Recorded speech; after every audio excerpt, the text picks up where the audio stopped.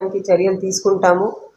ఈ డిస్ట్రిక్ట్లో నాకు ఇప్పుడు కొంచెం ముందే ఈ రేంజ్లో పనిచేశాను కాబట్టి ఐడియా ఉన్న దాన్ని బట్టి గాంజాయి మీద స్పెషల్గా ఫోకస్ చేస్తాము.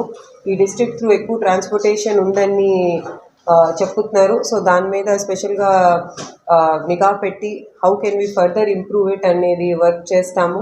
ఇంకట్లాగే గవర్నమెంట్ అనౌన్స్ చేసిన 100 days యాక్షన్ ప్లాన్లో కూడా ఎలాంటి స్టెప్స్ తీసుకోవాలని తీసుకొని అది ప్రయారిటీగా తీసుకొని దాని మీద వర్క్ చేస్తాం.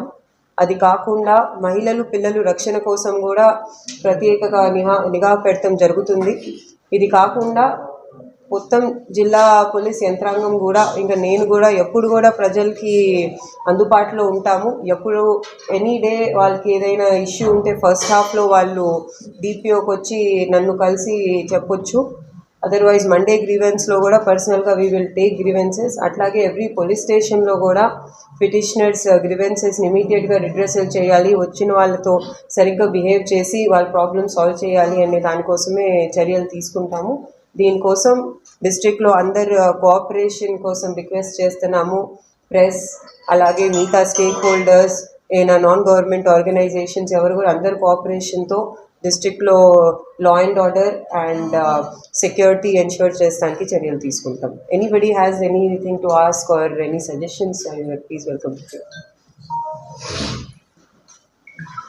ఒక క్రౌడ్ అయితే నాకు